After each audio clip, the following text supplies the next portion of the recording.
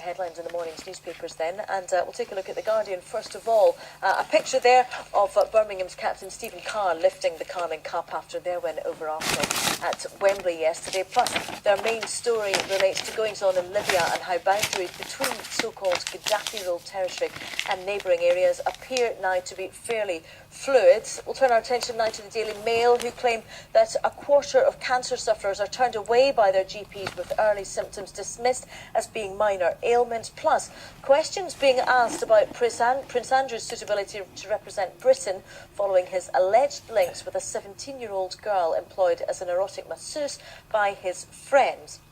In the Times, there's a large picture of Tony Blair in Jerusalem yesterday. It dominates their front page. The former Prime Minister is said to have defended bringing Colonel Gaddafi back into the fold, but his pleas to the dictator to stand down have been ignored following phone conversations on Friday. Britain cuts flow of money to pariah Gaddafi. That's the headline in the Telegraph, that referring to Britain freezing his family assets and withdrawing their diplomatic immunity. And they also carry a picture of England cricketer Stephen Davis, who's announced that he is homosexual. He is the first professional cricketer to have publicly outed himself, saying that he took the decision as he could no longer bear to lie. Plus, parents are being warned that the overuse of headache pills for children could put children's health at risk. And how universities being asked to admit more students from deprived backgrounds in an attempt to repair problems in upbringing is not the answer. The Daily Mirror follow up on that programme, on that story rather, about Chelsea's Ashley Cole, who allegedly shot a work-experience student at the club's training ground with an air rifle, and he now faces a police investigation. This is the ITV News at 5:30. Our top story this morning: Britain and the world has got. The UK revoked his diplomatic immunity and froze his assets, but Colonel Gaddafi remains defiant. In reality, the rebels are just 30 miles outside the capital, Tripoli. Our international editor Bill Neely reports from Libya. The revolution is closing in on Colonel Gaddafi. These rebels are 1 hour away from him and they loathe him. It's a scene that should chill Gaddafi's heart, because the rebels have taken this large town, lock, stock and barrel. This is the town where Colonel Gaddafi's son told me there were a few problems. In fact, it's been outside Gaddafi's control for a week now. And it's highly significant because between this town and the capital, Tripoli, there is just one long, straight and dangerous road.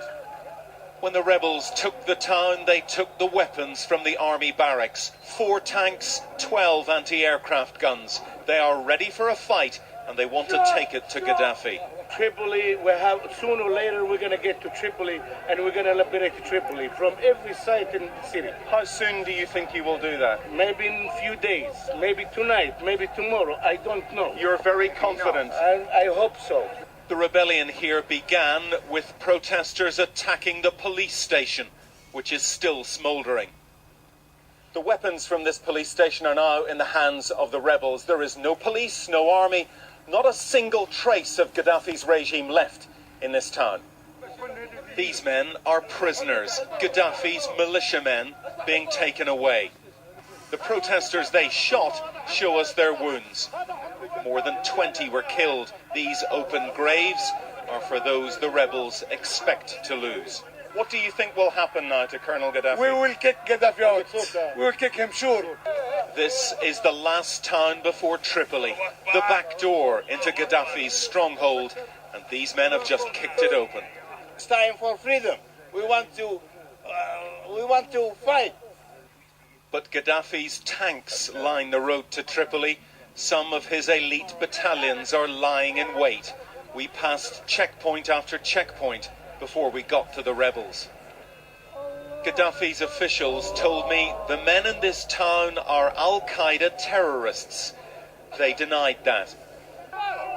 We're Libyan patriots, they said. Gaddafi is already dead to us. Here in the western gateway to his capital, Gaddafi's rule is over. Bill Neely, ITV News, Al Zawiya. It's been a night of triumph for British cinema and the King's Speech at the Oscars. The movie picked up 4 awards.